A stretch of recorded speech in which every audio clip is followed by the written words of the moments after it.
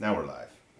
Ooh, What's up, everybody? You guys, I got a lot of problems with you people, and now you're gonna hear about it. Festivus isn't over till you pin me, George! Kruger? No, he calls him Cougar. Cougar! My son tells me you couldn't smooth a silk sheet if you had a...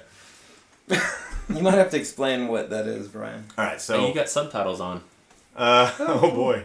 Oh, wow. I wonder how they're gonna go through that smooth a silk Look, sheet. they spelled Festivus right. Oh, Whoa, it's exactly! That's impressive. Oh, you know what? Wow. We're like super flat image-wise. Oh, my Come bad. on, Bradford. Get it together. Amateur, Can you do amateur. that? Hold on. I gotta change the You setting. do that every time. I'm gonna talk. I'm gonna go behind the mic. So you guys just carry on. I'm gonna change something on the camera so it looks normal. Wait, I just realized it looks Brian and fine. Fuller have the same first name. Yes, we do. We're both named Brian. Now it's as bright as it's supposed to be. I was born first, so he stole it from me. All right. So we're just gonna go with the. We're going with the Fuji Eterna film simulation today, which means that Oh, it does look we're a little nicer. flat. See, we're like not as colorful. Looks more cinematic. Yeah. So we're just gonna go with it because I could try and change the I'm setting. into it. But I don't know what's going to do to the image. It might pull a menu up, like, on the screen. So I don't want to do that. But I am of the opinion that Seinfeld is the greatest television show that ever to be created. So see, you're also the guy who thinks that Cookout's better than Chick-fil-A. yes, I am. So Festivus is a storyline inside of an episode of Seinfeld where George Costanza's father, Frank, develops a new holiday called Festivus. It's like Christmas, but without all of the... But stripped... What does he say? But stripped of all of its pomp and whatever. Circumstance. And so, yeah, it's this, like, sad holiday. And the part of the things of Festivus are the airing of grievances, where you tell everybody whatever you hate about them, what you don't like about them. And then it's wrestling between George and his father. And so... Today, our title of our video is... and they have a pole instead of a Christmas tree. The Festivus poll. A The pole Festivus instead of poll. Festivus pole. Yeah. Definitely one worth watching, for sure. And so today, we're titling this video, The Airing of Grievances. And so we're just going to talk about the things that make us mad, at least until you ask us questions about other things. So what makes you guys mad? From a religious church perspective. Oh, wow. Pretty much that whole statement just makes me mad. Oh, It's not religion, it's a relationship. Yeah. okay. What makes you mad, Bradford? Go. Talk about something, then we'll talk What- about it. we Airing we'll try of and the keep We it grievances. didn't discuss terms beforehand. What kind of things can I say? Or should I say? whatever you want that's not going to offend too many people. Okay, so what I'm thinking While is we're only talking, gonna... please air your grievances in the comment. Yeah, section. yeah, and then we could actually piggyback off of that. Yeah. Okay. Alright, so here's one. This actually came up recently. Yes? People who think that because a church is larger and has really good production, it automatically means that their heart isn't for God. It's for people. Oh, yes. It's Yes. that chaps my There was britches. no, don't say it. There was a YouTube comment the other day. Are we going there? We are going there. I just went right We're in. going there. We went right to the YouTube comment. Shall I name? Okay, another Seinfeld reference.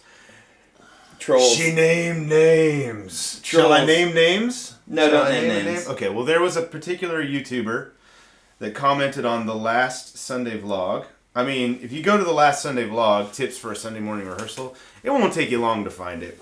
There was a comment there, and the comment read, this is like against everything that I think that I should do on YouTube, because you don't want to empower, these are trolls. You don't want to feed the trolls. Well, is I what wasn't they say. suggesting we go to the comment. I made it I'm kind going of to the general. comment. That's fine. I'm going there. In Where other is it? words, well, not in other words, but like just because we have behind the scenes the people who make the stuff that we do, and like a lot of the videos you see like is of our main campus, our Durham campus, like the people we have behind scenes. Like, sometimes I wonder if I'm spiritually mature enough to lead worship when I look at those guys. Oh, what they do, Like, how the they guy, live, like, yeah. their heart for perfection and excellence, perfection in a healthy way, and And excellence. their humility and ch- everything. Yeah. Chasing down, like, the reason why those guys aren't on stage is not because they couldn't, because they actually have great personalities. They could 100% be, but like they like to work behind the scenes and make it look as best as it possibly can, and clearly because everything we do is like so clean cut and awesome, it must mean that we're living for the accolades of man. It's not always awesome, but we try to do it awesome. Okay, Well, here we go.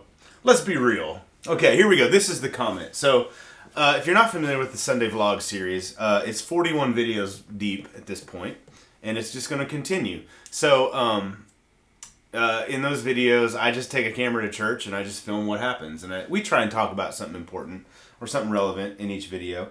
But, you get to see our church and what we do from a behind-the-scenes perspective and kind of like what it looks like, sitting in the congregation. And our church we're a mega church, So by definition. By definition, we're a mega church, multi-campus church. About 5,000 or 6,000 people attend our church. All campuses combined every weekend. Yeah. That's about how many actual people come, okay? Across all the campuses. So at our Durham campus, how many people? A couple thousand? About 2,500. 2,500 spread across 2 services. And that includes children and... Okay, anyway, this is what this person said. Sorry, but this does not reflect the church, but rather a show. Oh yes, you will have people, but God does not necessarily care about that. The gents will be subjugated. Which is actually not true. God does care about Yes, people. he does, because people are what God cares about. Okay. I think they're trying to say, like, God doesn't care about you just trying to get a bunch of people. Well, right, but... Right. This sentence doesn't make a lot of sense, so but this is what it says. The gents will be subjugated by orchestra. I think it means we're putting on a big sound production. But will not be for God, unfortunately. In other words, they are there. I think they're saying the people are there. He said, in other words, they are there only for you, not for God. So he's saying, like, we're putting on this big production, and that's why people come, because they like to see the lights and the music, and they don't care about, they're not there because of God. All right, so usually I don't respond to comments like these. But since this is Festivus. But I see a lot of comments like these. I see this attitude everywhere. This is my response. This is how I feel about this. I usually ignore comments like these, but here goes. And then I wrote the person's name, which I won't say. For you to assume... You can go look it up. But. Yeah, I mean, it's not hard to find this. For you to assume that you know the hearts of us as worshipers, as worship leaders, team members, pastoral staff, or even congregants at our church is arrogant, dangerous, and offensive. With what wisdom or knowledge do you presume to know that our true motives are not to worship God, but to create a show? Krieger! It's Kruger. What? Krieger? What? Your attitude is... This is me talking to this person. Your attitude is sickening, which I believe in my heart. Like, I was mad. In your heart place? And is, in my opinion, a cancer within the body of Christ. Oh, Lord. Which I also believe with all my heart. Somebody get him some burn ointment. You may not like our style of worship. You may not like the size of our church. You may disagree with the way we lead our ministries. And all that is fine. Not all churches should be the same, which I also believe. Well, why would I write this stuff if I don't believe it? Fuller's over there like, why are you reading this stuff? No, I'm just, it's just... He's internalizing it. Yeah, it's like whatever. Yes. But he is right about one thing, that you do have to be careful what you attract people with. Yes. Because what you attract people with is what you attract them to.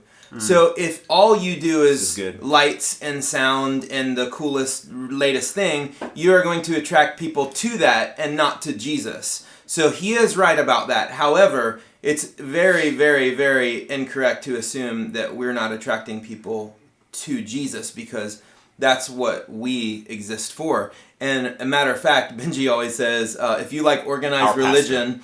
If you like organized religion, then you're going to love us because we're not that organized. Or you're going to hate us, yeah. yeah, you're going to hate us because we're not that organized. Yeah, or if you don't like organized religion. Yeah, I think that a lot of times people just vent out of ignorance. And the reality is you always fear the things you know the least about. And the reality is this person knows nothing about us. Knows never been to our church, and just like a lot of your churches, you guys do things that work for your congregation, and it would be silly for us to judge you if we've never been there and we've never experienced. Now, if this was somebody that was journeying with us, had been to our church and had experienced things over and over, then yeah. But the reality is, if that's really an issue, you don't handle that through a YouTube comment. You actually man up like a real man, and you email somebody and say, hey, can we talk about this because I don't understand. So the reality of this is the comment is pointless, other than just to hear himself talk.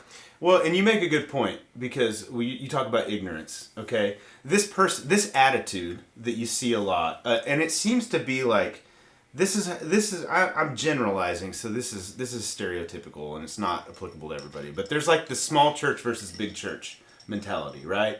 And a lot of people will look at a large church or look at a church that does like a high level of production, and assume that what they're doing there is for show and nothing else. And it's a form of bigotry. When you think about it, it's a form of bigotry.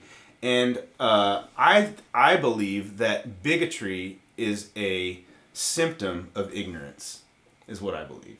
I don't think you'll find a bigoted person who is that intelligent ever. Yeah. I think bigotry is a symptom of ignorance. And so, and when you think of bigotry, you usually think of it as a racial thing. Mm-hmm. But I believe that it exists in the church. In among Christians, there's bigotry between groups of people, and we need to fight that. And it's interesting that it happens a lot in America. Well, that's our perspective. We're going deep. The airing of grievances is going deep. Yeah, I mean, if you Bradford's over here like, what am I getting myself if you want into? to, well, I didn't even really get to finish airing my grievance. Brian took over. Well, you're coming back. We're coming back to Brad. But we live in America, and our history is one of bigotry. Yeah. And our pastor talks about this a lot. America's original sin is racism and bigotry. And so it's like, it's steeped, and you're seeing it come out now, especially in modern time. You're really seeing it come out. But it's steeped in our culture. And some of that stuff, it makes its way over to Christianity as well. Not some of it. It's very prevalent. It's in a different form. And certainly there's racial bigotry within Christianity as well. But it's something we've got to fight against. Yeah. We have to actively fight against it. Yeah. Okay, I'm done. My grievances are aired. I want to add one more thing. Faith is complex.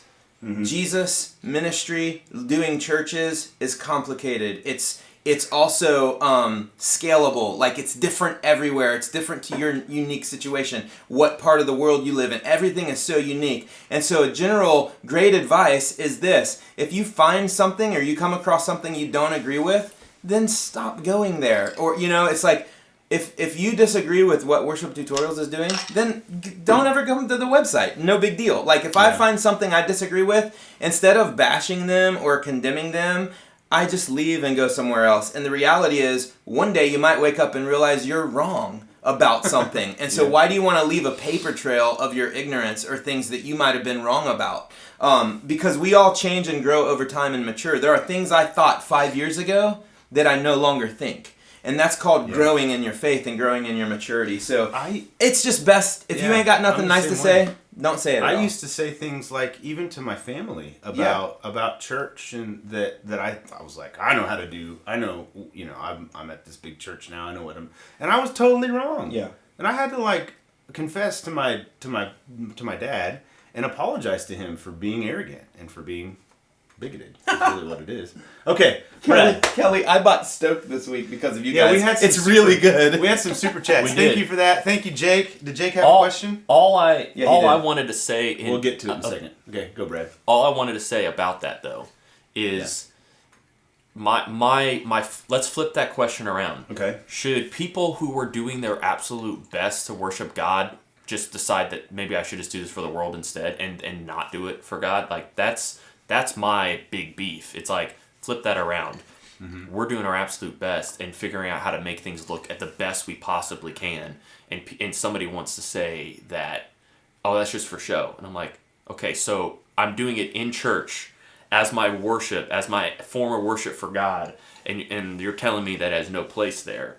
Like, what do you tell somebody who's got another kind of random skill set? Like, sure, do we want a guy who doing like chainsaw juggling on a Sunday morning? Like, every time we lead worship, like, Bethel's got dancers and painters, and then, like, we're going to add chainsaw jugglers because that guy, like, no, we're not going to do that. But, like, he could do that as a form of worship to God. It just gets me kind of riled up. I see what I get what you're saying. Anything can be used to worship God if your heart is, and desire is. It all comes down to the heart. Those kind of comments don't know our hearts, at all. Yeah. So I say this to everyone who's in churches, in ministry, in anything, anywhere. stop taking yourself so freaking seriously. Mm-hmm. Lighten up and just love people and follow the word of God. Love Jesus and try to be the best human you can be. Share the love, spread the love, and stop being so freaking judgmental. I'm done. Okay, here's Jake's. Jake has grievances he wants to air. Jake, air them out, Jake, thank you for the super chat. Check out Church Front with Jake Goslin. It's awesome. Okay, here are Jake's grievances. One, he doesn't see any chest hair today. It's too cold. Too cold. Here. It's like 45 degrees today It's like in it's North it's Carolina trying to escape in the your, fall. Your shirt, Brad. And I can't help it. It's there. Okay, so that's one. Jake, we gave you a peek there. Okay. Two, this is a good point. Declining churches who say they want to grow and reach their community but are not willing to change in order to do so. Or aren't willing to leave their church walls to go do it. Because I grew up in a church like that. It was falling apart. Like, inclusive. Falling apart, and the outreach they did was they went and visited the sick people that usually attend the church. Yeah. Well, That is of course you're going to find more people, and people aren't going to come to your church if you just stay in your building. Yeah, that's a complex thing. So he's talking agreed. about churches who want to grow and who want to reach new people, who but aren't willing to change. I've been in churches like that, and it's very frustrating. But, I was just saying, Craig Rochelle says it better than anyone. What does he say? If you want to go where you've never been, you have to do things you've never done. So the bottom line, if you're not willing to change, you're just going to be stuck where you are forever. That's life in general. That's, if you want to get out of debt, you got to stop spending money, right? I mean, and if you don't, you stay in debt. So change is hard, but people don't do it. Einstein says, was it Einstein? If you keep doing the same thing and expect different results, that's the definition of insanity. Isn't that Somebody Einstein? says that. Somebody said that. Some be. ancient, Doing the same thing over and over and historical- expecting different results. Yeah, that's the definition of Let me see. Einstein. It doesn't sound like something a German scientist would say. Definition of insanity. Is it really him? Did Einstein really say doing the same thing over and over and expecting different results? It's is probably insanity? unknown. This quote is by and large credited to Einstein. However, by all accounts, a huge open deliberation about the realness of attribution. Others like Mark Twain, an old Chinese saying, and Benjamin Franklin have additionally been recommended as originators. I heard Ben Franklin before, yeah. Bradford, your point is well taken. Not bad. Yeah. He did also Regardless come up of with the who theory said of relativity. So E equals Einstein, MC squared. Yeah, he's basically the most brilliant scientist since Isaac Newton, in my opinion. Einstein is. Isaac Newton's the most brilliant scientist ever. he's all right. Yeah. Andrew says this, and this is one of my grievances actually, disguised as Andrew's question. What would you recommend if your whole team feels like they are going through burnout?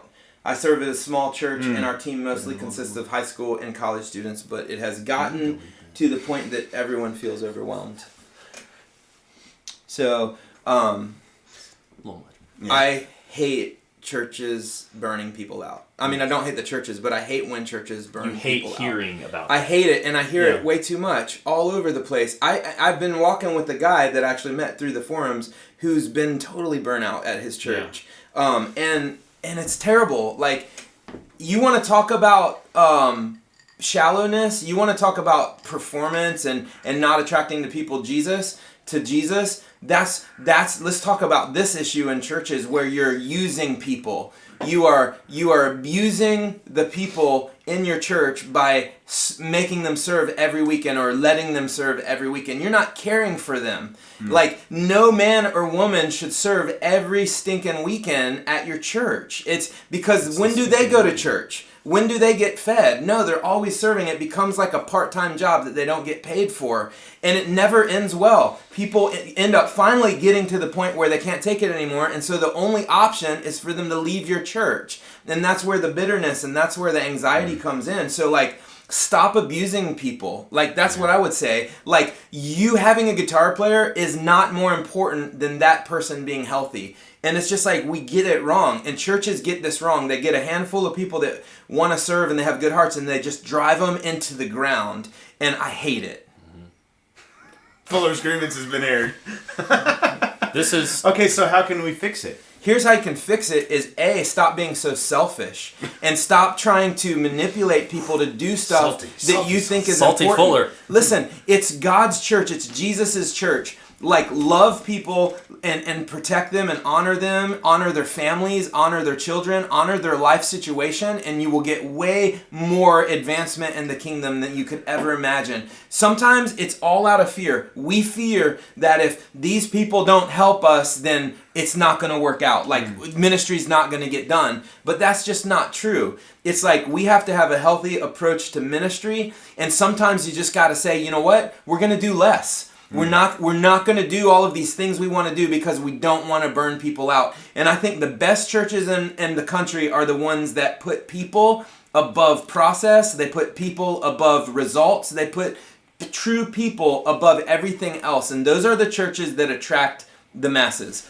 Because no one wants to get burned out. No one wants to get abused. So, and pastors and worship leaders are the worst at this. Yeah. I know so many worship leaders, they use the same band every weekend. And I look them in the eyes and say, stop it. Don't schedule the same people. Stop using them. Oh, but I can't. Who cares? You can have worship without drums. Yeah, it's like having worship without drums is better than having your drummer get burned out and having his wife get frustrated because he's at the church 20 hours a week. So stop it, people. Yeah, and grievance aired. You know another thing? You probably have musicians in your church that are like, I'd like to be on the team, but like it's full every week. And if you have a weekend where you're like, hey, I'm going to give my people a break, and you do it by yourself, those musicians will be like, well, maybe they need people. You know, it's like you have to think about what you're communicating, or you have to actively communicate from stage and say, we are looking for people. That'll get some, but if you really want to find people, you have to get to know the people in your church, and you have to find people who are musicians and vocalists and production, and you have to ask them. People will respond to you asking. Well, they'll either say, yes, I will, or no, I won't. Yeah. So, anyway. So, I mean, one thing I've learned, I learned it in a different way. It didn't have to do with church at all. It didn't have to do with, it was just a life lesson. When God gives you something, if you, like, grip it tight, white knuckle it, like, you're actually not stewarding it well, because what you're basically saying is that I need to control how this happens. And, like, I need to make sure it doesn't go anywhere. White knuckle it. But if God gives you something, just hold it open in your hands, so it can stay there or it can leave. And I found, like, if you have volunteers who are saying that they can't serve all the time, and they can only serve like once a month, like that could hurt your team, like that could hurt your dynamic on the front end, or you may think it could. But like, what's always funny to me is when we do an acoustic set, because we kind of have to. Yeah. And I walk off stage, or we end the day, and like some people explain or tell me how much they loved it, and like they're like, I love a good acoustic set, and I always forget, like, most of the time, I don't think anybody in our church really cares if we have one person on stage or 12. Like, I don't. They just want to worship. Yeah. And so like it's real easy to get this idea that it has to be like full band. Otherwise, if it doesn't sound like Hillsong or as close to it as it possibly can, then it's not good enough. But I mean, you don't need to do that. So I saw somebody make a question. Well, guys, there is this troll in the comments named Leandrew Strother Music. What is up with this guy? He wants to be our friend. He who. LA, you are my best friend, buddy. So, LA, I still owe a Chiefs apparel. So LA is one of our. He's our Durham campus worship leader. And if you watch the Sunday vlogs, you'll see him. He leads a lot of songs and stuff. It's LA. Yeah. And he's the guy who made the bet with Fuller that if the Chiefs lost to the Bengals on Sunday, that LA was going to wear Fuller's Bengals jersey, but it was a blowout. Chiefs won. It was terrible. And so Fuller was supposed to wear LA's Chiefs socks. I was ready, and LA showed up, and he's like, I didn't wash them. I was like, well, thanks for making me. No, LA. No, I'm not wearing If you're still watching, you should have brought the dirty Chiefs socks. I'm not wearing the dirty Chiefs. I'm not wearing dirty socks. Just not tell Fuller that they were dirty. Yeah. All right, can I pick a bone? with someone in the chat room? And then we need to get to Nathaniel Keen's question. Okay. Go pick a bone. Yeah. So David Thaw, I just want to push back a little bit on your comment, because David was talking about how, respectfully, David was talking about how people have the ability to decline. So burnout should rest solely on them. He also said, I'm always of the mindset that the responsibility of burnout goes to whoever is serving.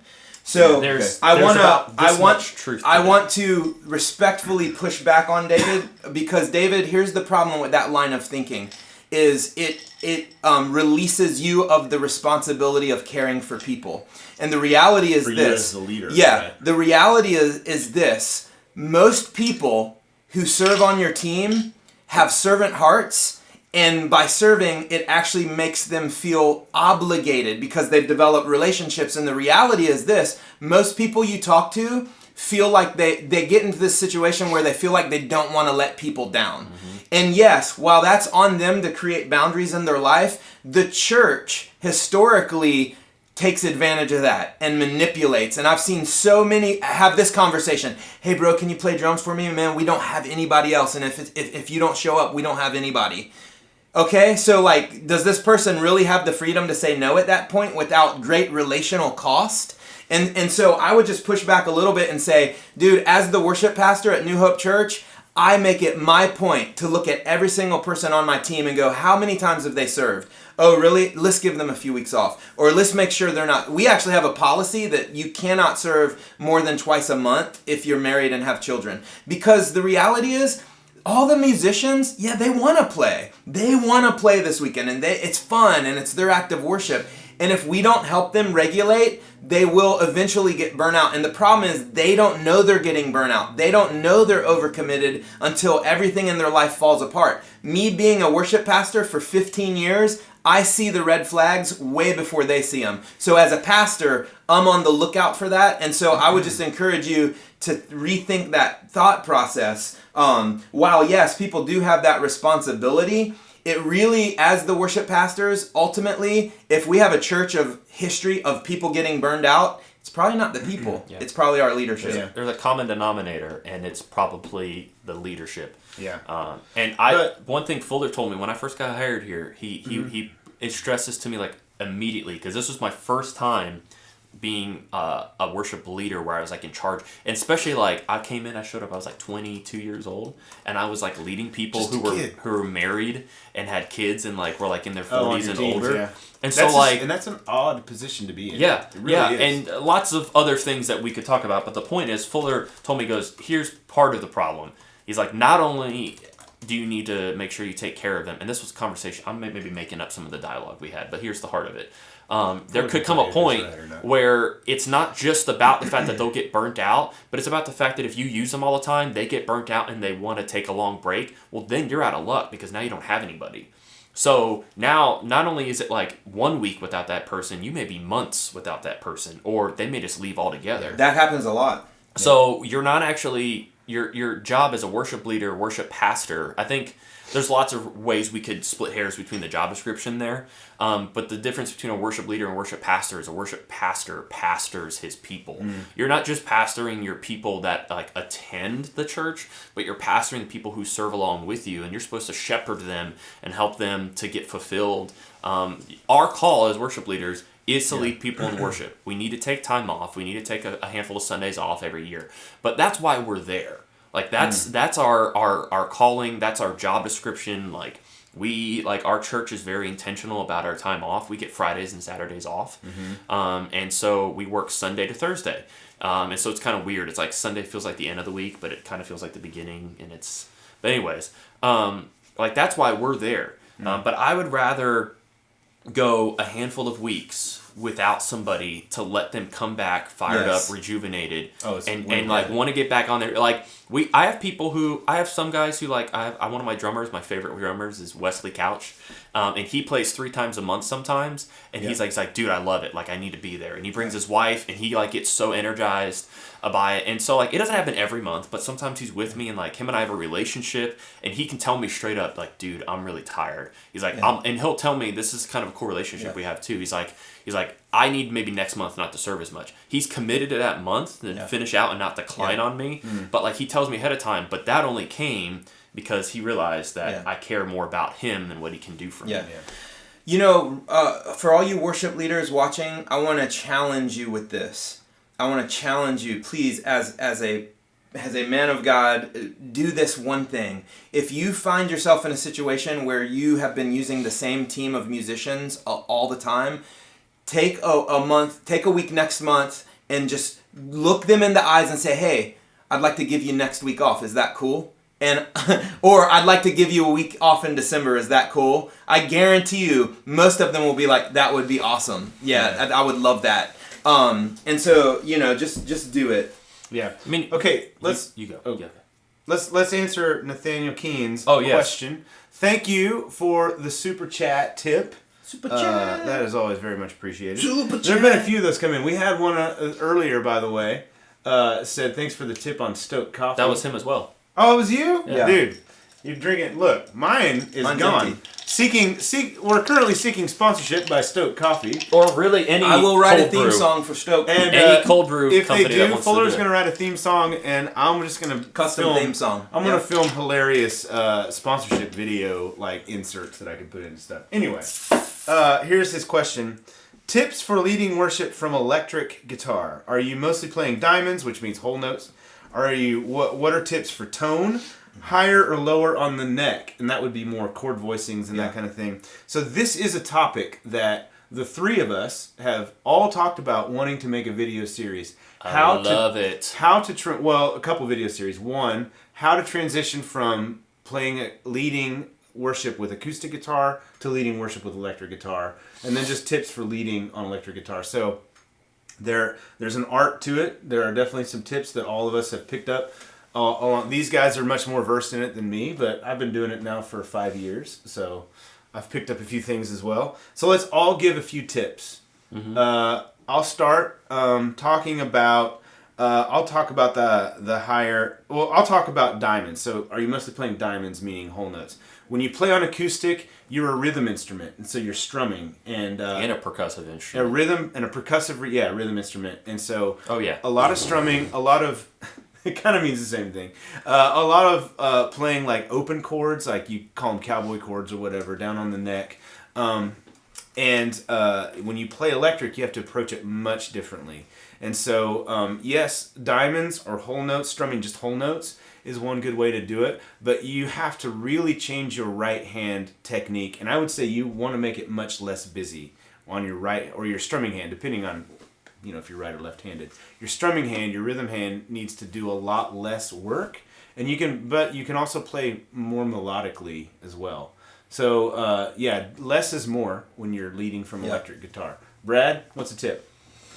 Well, that's pretty much what I was thinking too. But kind of to expound upon it, sometimes I think playing electric is easier than acoustic. Because like if you listen to like a lot of the high energy songs, the acoustic like never stops. And it's like Phil Wickham at least especially, he just like it's a lot of strumming. He drives that song. And then when an electric comes in like on the chorus, you just play big old chords and it sounds it sounds so much bigger. Yeah, depending on your tone. Yeah, that too. But pay attention to dynamics. You can play less and achieve a lot more. Evaluate your song and work backwards. Where's the quietest part? Where's the largest part? And so whatever the large part of the song is, figure out how you're going to strum there and what makes the most sense to play there, and then make sure you're scaling it back as you go back. You have a video on this, so look up what is that video called? You and I filmed it together. 5 tips for maximizing your guitar playing. For maximizing your electric guitar playing. One of the tips is save your big chords for the biggest part of the song. And don't play them elsewhere. Yeah. Okay, Fuller? That's good. So are we talking as just transitioning from acoustic to electric, or leading worship an electric guitar? He said leading worship from electric rhythm guitar. So I would say rhythm. So my first tip is don't take on the guitarist mentality. Like if you're leading worship as an electric guitar player, forget about your pedals, forget about your effects. Just get one good tone. Let's talk tone. Yeah, so one nice, slightly over. You don't want too much gain. Slightly overdriven, that's got some power, but is clean, and a little bit of reverb. Don't worry about delays and effects and stuff because it's just distracting. I hate seeing worship leaders constantly hitting pedals and stuff. It's not worth it at that point. Just get someone else to play guitar with you. But you got to realize you are the foundation of the song. So play lots of open chords. Play as many open strings as you can.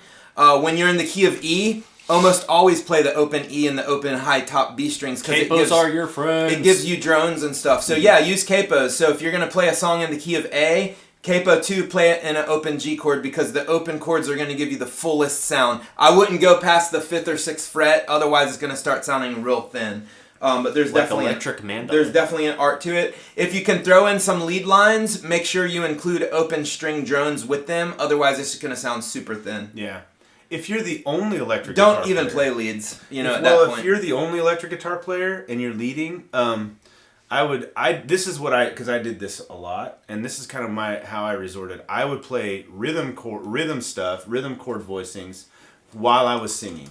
Or I would just if it's slow sections, I would play just strum the chord or play arpeggiated chords. And then if there's a lead guitar part that I could play confidently, and it was either in the intro or the outro or the turnaround sections, if I wasn't singing, I would do it. But if I'm singing, I would refrain from playing a lead part because the vocal is the most important part of the song anyway. And so, one, it's hard to sing and play lead at the same time unless your name's Bradford Mitchell or Brian Fuller. And then, but the other thing is it's not even that important at that point.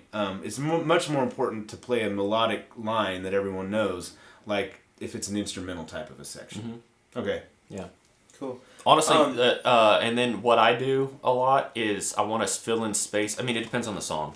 But a lot of times I use semi-hot feedback and mix of dotted eighth delay and some reverb to kind of fill in some space and to the point where, man, we really got to do a video on this because I can't really explain it. We're going to do a whole series. But basically, I let it sit there. We've wanted to do for it doesn't need to sound like The Edge because that wouldn't be a good idea because then it gets crazy and busy. But also, it needs to be kind of prominent because I do it once every 2 months or so. I'm the only electric player. Mm-hmm. And maybe it's electric and bass and drums. And I'd rather...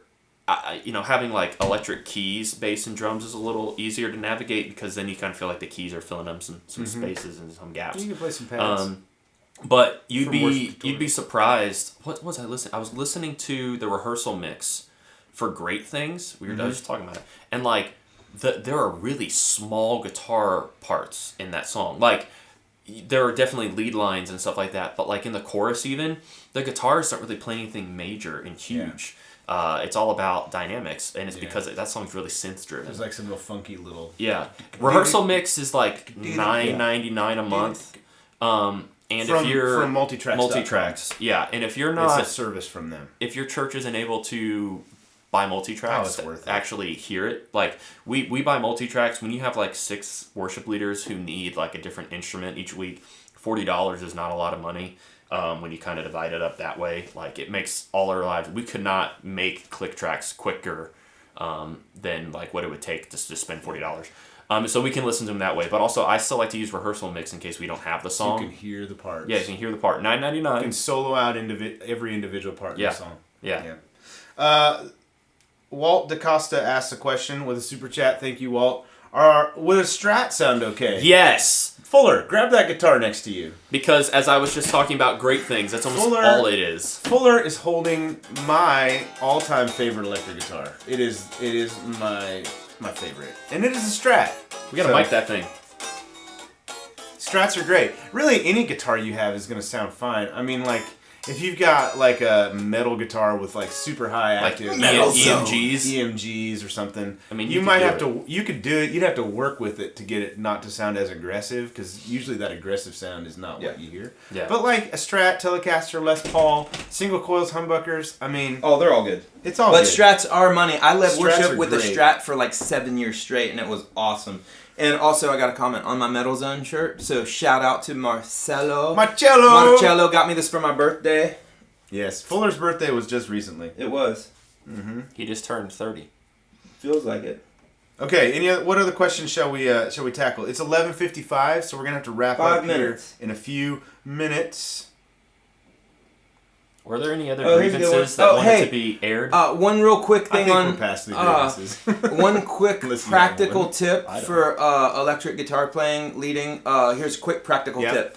Play a lot on the intros and turns. Play almost nothing, maybe diamonds on the verse, and then go back to nice full strumming on the choruses. Yeah. And then that'll pretty much cover you. And if you have a big bridge too. Yeah. Big. Yeah. That's dynamics. That's a good point.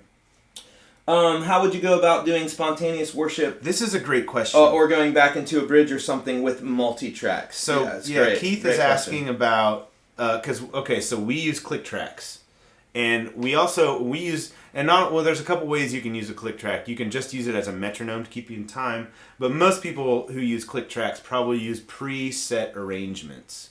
And so like our click tracks will have verse cues, chorus, everything in them, and then we're set on that arrangement. But there are things you can do depending on the software you use. So if you use Ableton Live, you can do this. We can do it with Digital Performers, what we use. You can set loops in them. You can turn them on and off, so you can just loop a part or loop a section if you want to. And Keith is asking, what do you do like if you want to repeat a chorus or if you want to elongate a bridge or something? The first thing I think about when I hear that, sorry, were you going to take this folder? I just commandeered this question. On which one? This question. Oh, the multi-tracks? Yeah. You go ahead. Okay. So one thing is, as a worship leader, that's part of your job as a leader, I think, and very important, is anticipate when those moments are going to happen. Yes. So if there's a song, like if you're doing the song, it just lost me, Big Hill Song, whoa, with everything, okay? If you're doing With Everything and you know your church loves it, and you know that they love the part, with everything, or, the stand, the same thing, I'll stand. So you can take that click track and you can like chop it up and make that part longer in your software. Or you can set a loop on that section, and you can, if you're running the click, or if you've got someone in production doing it, say, here's how we're going to do this. I'm going to communicate to you when I want the loop to stop, and then we'll move on. So it's really important that you anticipate that. Now, and so you can set those moments up ahead of time. We do that a lot in our church. Or we'll have a section that just loops, like if we know, like, okay, as a worship leader, I want to speak in this moment of this song, and I want to encourage people. Maybe I want to talk about the part we're going into. We'll set an instrumental loop in the middle of it. And then our production people know when we're done, they let the loop off and we go. And we go to the next part. Now, there's another side of this, and he was asking about the spontaneous part. It's like, what if the Spirit is just really present in the room and people are really into it and you want to keep going? In our experience, this happens a lot in our experience, and it's usually at the end. Yeah. And you just keep going. The Just click go. trap stops. Do another chorus. And you just keep do it. going. Yeah. It's you don't have to have a click. Yeah, it's important for you as a worship leader to like make it very obvious that that's what you're doing, so your band knows. And it's real easy. Like if you're, you get, and let's just continue to sing With Everything. And then everyone knows we're just going to keep going, right? And then your production people know we're going to keep going. And so those are my tips on that. You guys have anything? Well, it's like I said earlier, like the week where we do an acoustic set, and I'm like bummed because I felt like I couldn't keep up to the standard that I normally have. Yeah. Like those weeks, people are like, man, that was awesome, right? Same thing. Like, I don't think people are going to care too much. Like, if the Spirit is moving and you feel that that's why you have to sing more of that song, I think you're totally fine.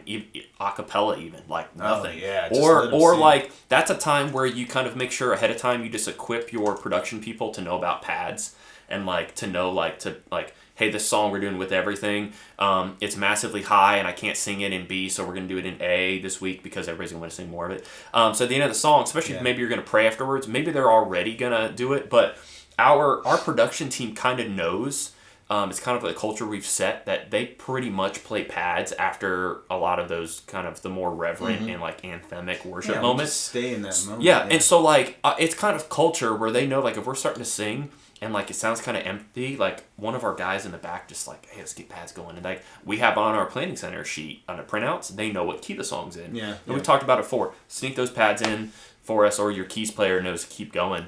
And like that's pads, it. Yeah, pads are an extremely useful tool. Yeah. For that kind of, and we don't use pads, like we're not gonna play pads during. Sometimes we do during a song, but man, we utilize them in transition. Oh yeah, points. all the time. Yeah, That's good. But like you don't. If the question is more based on the fact that maybe like the multi-tracks are kind of what helps support the band and give them confidence or kind of help with the sound, you just take time to practice us like a example of a spontaneous moment. Like if there's a song, you could see that happening. Fuller and I just recorded a video. Yeah. Did you really? Yeah. So like I'm not saying like practice Just it to the did. point where it's like you're acting like it's spontaneous and then live like you do it and it's like been rehearsed.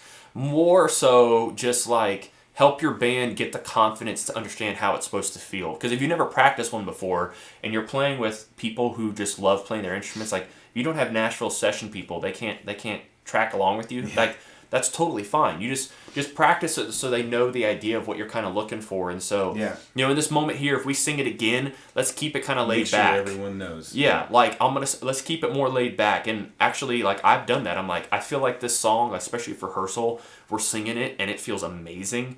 I'll tell the team, I said, you know what, I kind of feel like maybe we'll have to do this again. So just be ready. This is what I'm thinking.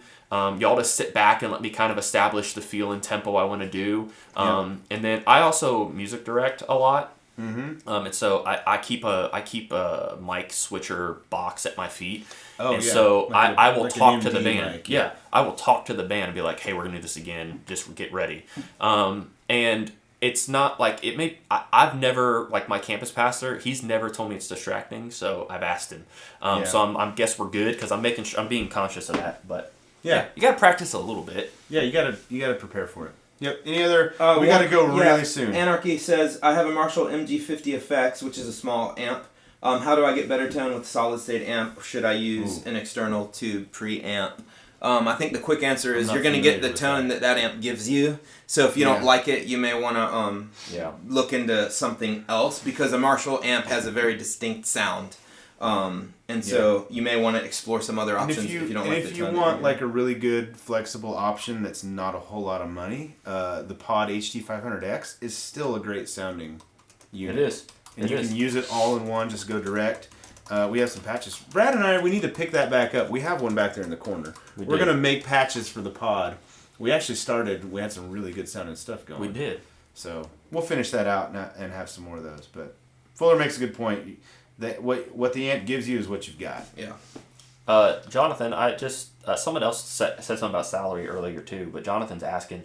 Honestly, there's so many different factors. It depends where you live. That's a huge question. It is though. Yeah. I can tell you how much I make from New Hope Church.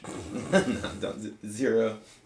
I'm not. His rewards in heaven. I'm not of the employ of New Hope Church. Yeah, I think they can use me on the weekend. There's a resource out there that a lot of churches use. I can't remember what it's called, but it is basically a guide to church salaries based on your church size, where it's located, and for a full-time, I mean, the reality is this, I know a ton of worship leaders that are full-time that are grossly underpaid. Gosh.